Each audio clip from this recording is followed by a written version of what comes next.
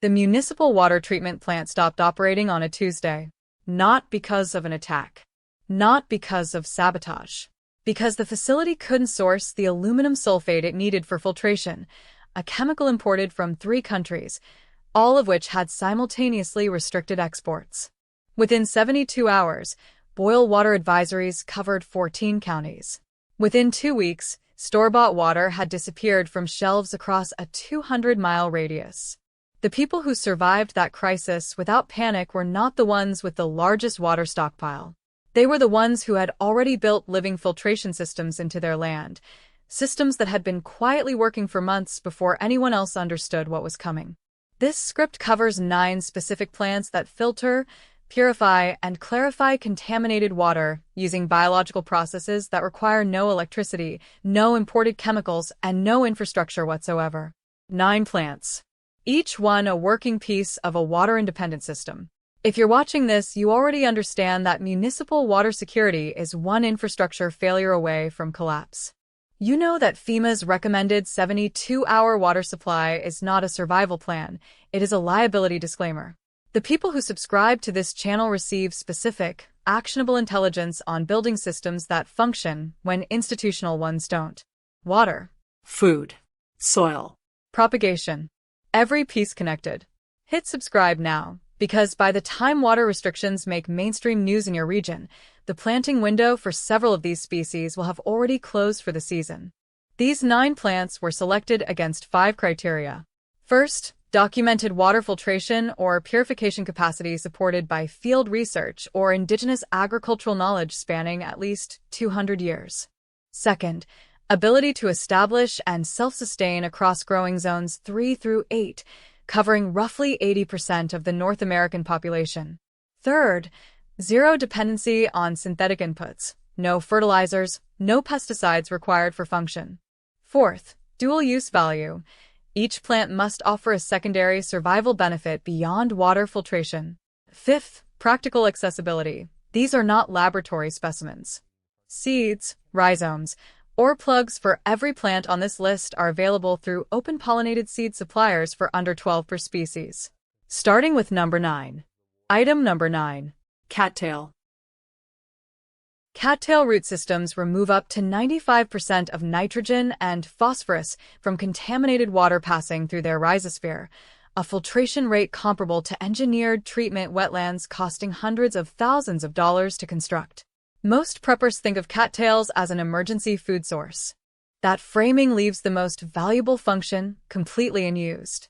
A single stand of cattail covering 100 square feet can process approximately 500 gallons of gray water or agricultural runoff per week during the active growing season. In a collapse scenario where latrine management and water sourcing overlap, which they will, cattail creates a biological buffer between contaminated groundwater and your drinking supply. It grows in zones 3 through 10. Here's what most people get wrong about cattail filtration. The plant does not filter at the leaf level. Filtration happens in the root mat below the waterline, where microbial colonies colonize the rhizome surface and break down contaminants through aerobic decomposition. To maximize filtration capacity, you need at least 18 inches of root depth in your constructed wetland basin. A shallow gravel-bottom trench defeats the entire biological mechanism.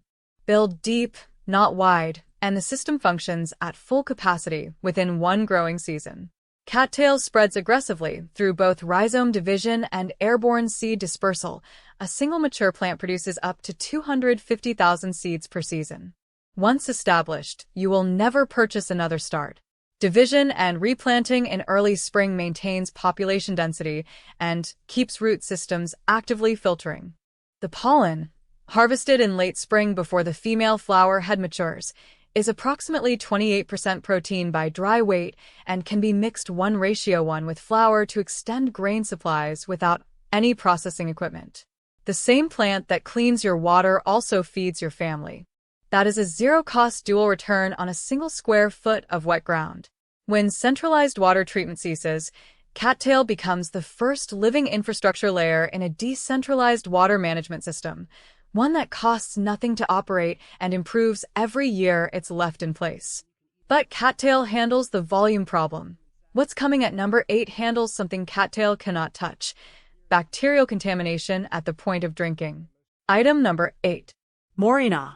Moringa seeds contain a cationic protein that, when crushed and dissolved in turbid water, causes suspended particles, including 90 to 99% of bacteria, to clump and sink to the bottom within 1 to 2 hours. This is not folk medicine. This is documented in peer-reviewed research from Uppsala University and has been field-validated across 17 countries as a point-of-use water treatment method. A single mature Moringa tree produces between 200 and 1,000 seed pods per year, depending on climate. Each seed pod contains 10 to 20 seeds. Half a gram of crushed Moringa seed, roughly 1 seed, treats 1 liter of contaminated water. One mature tree provides enough seed-based water treatment for a family of 4 for approximately 3 to 5 months annually, with 0 purchased inputs. Here's the growing trick nobody tells beginners. Moringa is a zone 9 to 11 perennial in the ground, but in zones 4 through 8 it functions as a container-grown or greenhouse annual that still reaches seed-producing maturity within 90 days of transplant. The key is starting seeds indoors 6 weeks before last frost and moving to a 15-gallon container outdoors. It will not survive a hard freeze, but it will produce hundreds of seeds before frost arrives, which is all the filtration capacity you need to harvest and store for winter. Moringa seeds store at room temperature for up to 2 years without significant viability loss. Because each tree produces seeds in the hundreds annually, the economics become compounding. Year 1. You purchase seeds once. Year 2, you replant from your own stock indefinitely. The seed supply chain becomes entirely internal. Moringa leaves contain 7 times the vitamin C of oranges, 4 times the calcium of milk, and 2 times the protein of yogurt, by dry weight. In a food scarcity scenario where nutritional deficiency becomes a secondary survival threat, a tree that also filters your water is not a convenience. It is a critical system. When boiling becomes the only other option and fuel is rationed, Moringa seed treatment reduces the required boil time for water safety by pre-removing bacterial load, meaning it extends your fuel supply as well as your water supply simultaneously. Moringa addresses bacteria. But number 7 on this list addresses something that boiling and seed coagulants cannot remove at all, and it's a contamination problem that will affect millions of rural wells within the next 15 years. Item number 7. Sunflower. Sunflowers were planted in the water surrounding the Chernobyl nuclear exclusion zone specifically because they absorb radioactive cesium-137 and strontium-90 from contaminated water through a process called phytoremediation. In controlled trials, sunflowers reduce cesium-137 concentrations in contaminated ponds by up to 95% within 12 days. This is documented U.S. Department of Energy field research, not theory. Heavy metal contamination, lead, arsenic, cadmium, is already present in groundwater across an estimated 43 million rural American well systems according to USGS data published in 2022. These contaminants are invisible, tasteless, and not addressed by standard home filtration or boiling. Sunflowers planted at the edge of a contaminated water source pull these metals into their root tissue and stems, removing them from the water column entirely. Most survival gardeners miss this. Sunflowers used for phytoremediation must be treated as contaminated biological waste after harvest. The plants absorb and concentrate the metals, meaning you cannot eat, compost, or burn the harvested plant material without releasing those contaminants back into the environment. Bag and bury the used plants at least 3 feet below grade away from any water source. Plant a new crop each season. Rotating sunflowers through a 3-year cycle at the site boundary will measurably reduce ground-level contamination in that time frame. Open-pollinated sunflower varieties produce 500 to 2,000 seeds per flower head. Seed viability remains at 85% or higher for 3 to 4 years when stored in a cool, dark environment below 50 degrees Fahrenheit. A single packet of open-pollinated seeds purchased once creates a self-sustaining phytoremediation operation indefinitely. The same seeds used for replanting are approximately 51% oil by dry weight, among the highest of any common annual crop. Cold pressing sunflower seeds produces a cooking oil that stores for 12 to 24 months, turning a water remediation operation into a parallel calorie production system. When industrial contamination events affect groundwater, and they will, as aging infrastructure continues to fail, sunflowers planted within 6 weeks of contamination detection can begin measurably reducing metal concentrations before any governmental remediation effort gets organized. Sunflowers extract what's already in the ground, but number 6 works in real time, filtering water as it moves through, and it builds infrastructure that lasts 20 years without replanting. Item number 6. Willow. A single mature weeping willow transpires between 100 and 200 gallons of water per day through its root system, making it one of the most powerful biological pumps in the temperate plant world. This same root system intercepts agricultural runoff, filters nitrates, and stabilizes bank soil that would otherwise carry contaminants directly into downstream water sources. Planted in a 20-foot buffer along a stream or pond bank, a row of willows reduces nitrate contamination in adjacent water by 50 to 90% within 3 growing seasons. In a post-infrastructure scenario where agricultural fertilizer runoff continues without regulatory oversight, willows are the only practical field-scale filtration tool available to a small landowner. Here's what most people get wrong about willow establishment. Willows do not need to be grown from seed. Any 12-inch cutting from a live willow branch, pushed 6 inches into moist soil in early spring, will root within 3 to 4 weeks with no treatment required. This means one acquired plant becomes 50 within a single season at zero additional cost. The propagation cost is labor, nothing else. Because willow propagates from cuttings with near 100% reliability, there is no seed saving requirement. The plant is its own seed bank. Every branch is a potential new tree. Once established, your willow population is self-funding in perpetuity. Willow bark contains salicin, the compound from which aspirin was originally synthesized. A tea brewed from young willow bark at a concentration of 1 ounce of bark per quart of water provides measurable fever reduction and anti-inflammatory effects. A filtration tree that doubles as a field medicine cabinet represents compounding survival value per square foot of land. When upstream contamination events occur with no regulatory response, which is the logical outcome of institutional failure, willows positioned between the contamination source and your water intake are the difference between a functioning water supply and a crisis. Willow works at the landscape scale, but number 5 works at the household scale, and it can be grown in a container on a porch in any climate zone without a single square foot of land. Item number 5. Water Hyacinth. Water hyacinth removes up to 80% of heavy metals, 69% of phosphorus, and 66% of nitrogen from contaminated water within a 7-day exposure period in contained systems, figures documented in University of Florida Agricultural Research. It is simultaneously the world's fastest-growing aquatic plant, doubling its biomass every 6 to 18 days under optimal conditions. In a contained barrel or tank system, a 50-gallon stock tank is sufficient. Water Hyacinth creates a functional greywater processing unit that requires no electricity, no mechanical filtration, and no chemical inputs. One plant purchased or acquired becomes a full tank population within 30 days during the growing season. Here's what most survival gardeners miss about Water Hyacinth. It must be managed as a closed system. Released into natural waterways, it becomes an invasive crisis. It is already illegal to possess in many southern states for this reason. The entire value of this plant is its application as a controlled bioreactor. Build your system in a sealed container. Never allow runoff or overflow into natural water systems. Contained correctly, it is one of the most efficient water cleaning plants on Earth. Water Hyacinth propagates through vegetative division. It requires no seeds, no soil, and no special conditions. Once you have a functioning population, division and transfer to additional containers is the only maintenance the system requires. The plant stock grows faster than you can use it.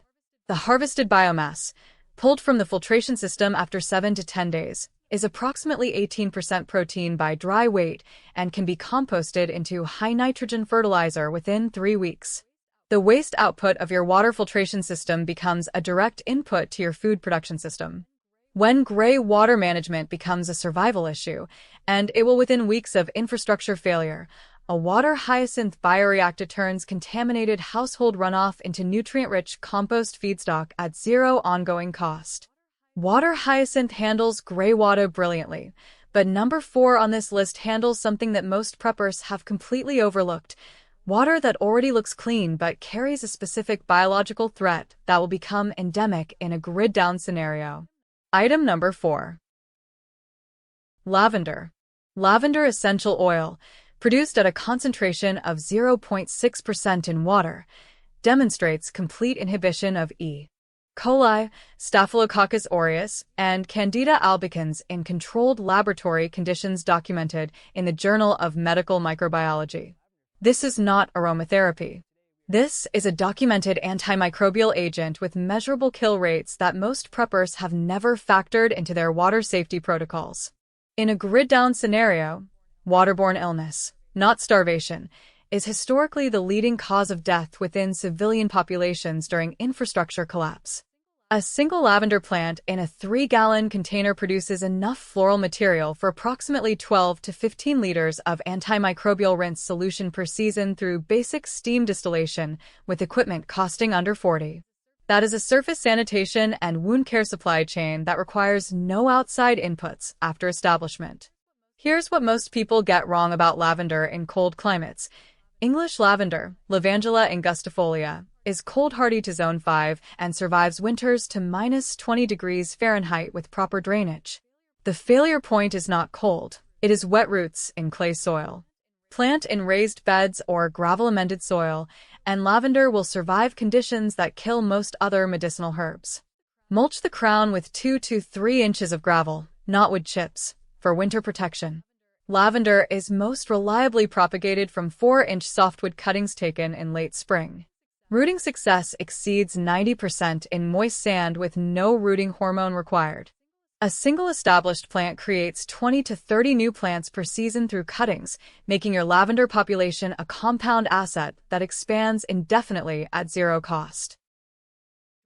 Dried lavender stored in sealed containers retains antimicrobial potency for up to 3 years. This means you can build a stockpile during productive seasons that functions as a medical supply reserve.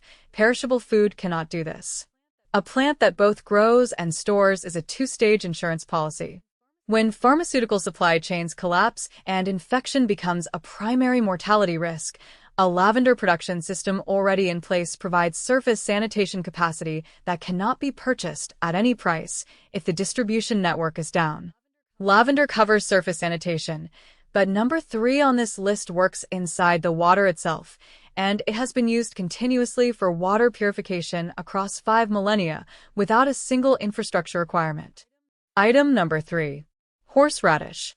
Horseradish root contains sinigrin, a glucosinolate compound that, when enzymatically hydrolyzed, produces allyl isothiocyanate, a natural bactericide effective against Listeria monocytogenes, E.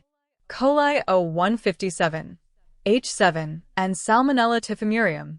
Research published in the Journal of Food Science documents a 99.9% bacterial reduction in contaminated water treated with horseradish extract at a concentration achievable through household preparation. This plant has been used continuously as a water purification agent since at least 1500 BCE. A single horseradish root planted in spring reaches harvestable size, approximately 12 to 18 inches of root, by the following autumn.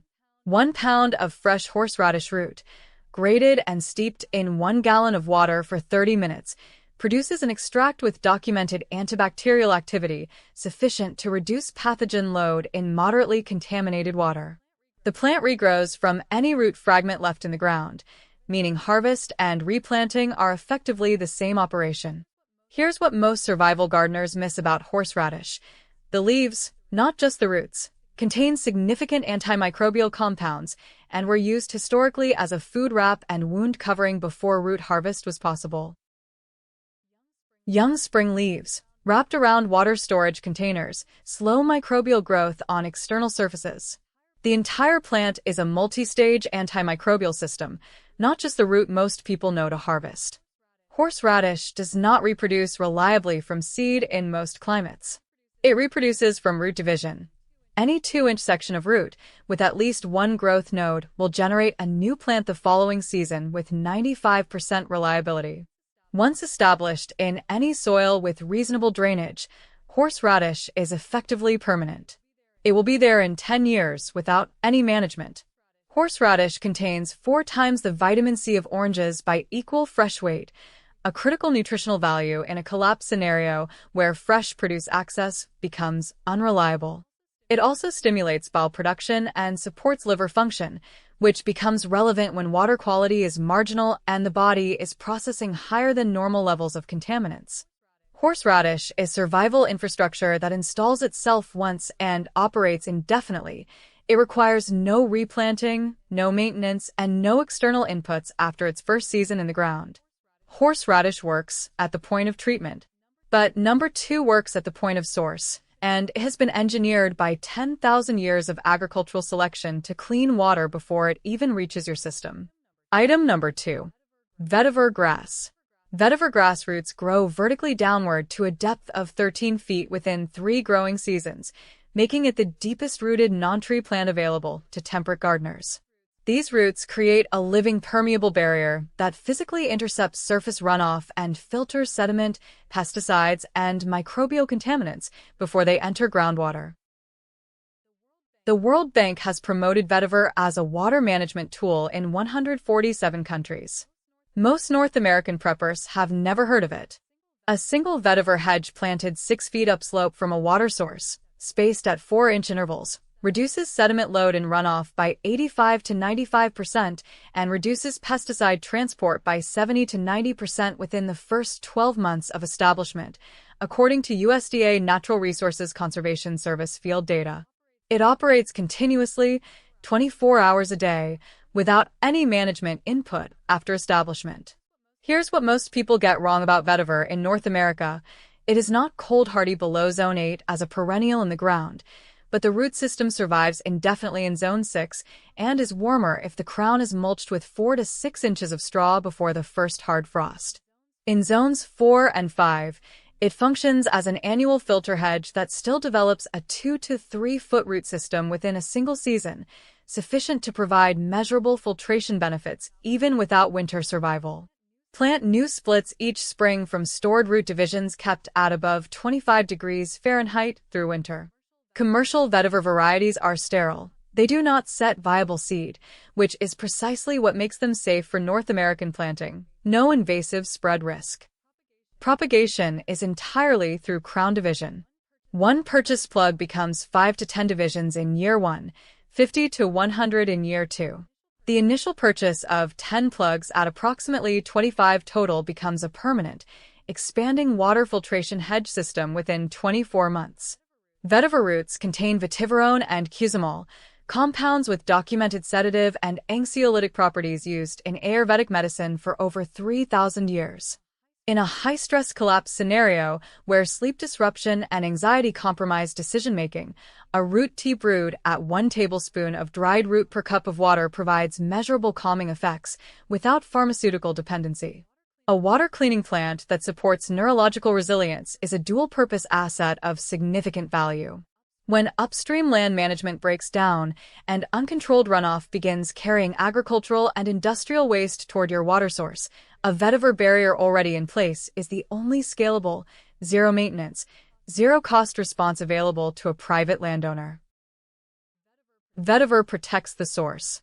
But number 1 on this list does something none of the other 8 can do. It works inside the body after the water has already been consumed, and it has a 4,000-year documented record of doing exactly that. Item number 1. Activated charcoal plant system. Activated charcoal, biochar produced through pyrolysis of willow wood at temperatures between 700 degrees Fahrenheit and 900 degrees Fahrenheit, removes chlorine, volatile organic compounds, pharmaceutical residues, and heavy metals from water at a surface area capacity of 500 to 2,000 square meters per gram. This is the same mechanism used in commercial water filtration systems costing hundreds of dollars. The feedstock is a tree that grows 6 to 8 feet per year and self-propagates from cuttings at near 100% success. Black willow is the fastest-growing native North American tree species, adding 8 to 10 feet of height per year in moist conditions and producing harvestable wood suitable for biochar production within 2 to 3 years of planting from a 12-inch cutting. A managed coppice stand of 10 black willow trees covering 400 square feet produces enough wood annually for continuous biochar production, sufficient to filter approximately 3,000 gallons of water per month using a simple gravity-fed column filter built from 2 5-gallon food-grade buckets and 3 worth of hardware. Here's what most preppers get wrong about biochar water filtration. Standard charcoal from an open fire is not activated charcoal. Activation requires oxygen-starved combustion. A sealed metal container with a small vent hole placed inside a hot fire achieves this. Wood loaded into a sealed metal container and heated to 700 degrees Fahrenheit for 45 minutes produces material with the porous microstructure required for effective contaminant adsorption. Open fire charcoal has less than 10% of the surface area of properly pyrolyzed biochar and provides correspondingly reduced filtration effectiveness. Black willow, like all willows, propagates from cuttings with near 100% reliability, no seeds, no nursery stock, no supply chain required after initial establishment. Coppicing, cutting stems to 6 inches above ground every 2 to 3 years, stimulates vigorous multi-stem regrowth and actually increases long-term biomass production. The cutting cycle and the harvest cycle are the same operation. The system is self-perpetuating indefinitely. Biochar incorporated into garden soil at a rate of 10 to 20% by volume increases water retention by up to 18% and raises cation exchange capacity, the soil's ability to hold and release plant nutrients, by 20 to 40%. The waste product of your water filtration operation becomes a soil amendment that increases food production yield. This is closed-loop, zero-waste survival infrastructure. Every output feeds the next system.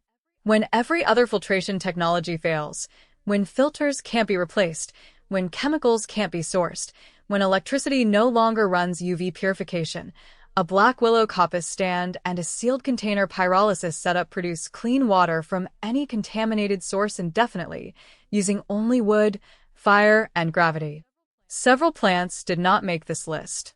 Iris pseudochorus and bulrush perform water filtration functions, but their propagation logistics place them below the 8 species covered here in practical accessibility. Standard mint, often cited in survival literature, demonstrates antimicrobial properties too weak for reliable field application. The list was built on documented field performance, not traditional reputation. The time to establish these systems is before the water advisory appears on your phone.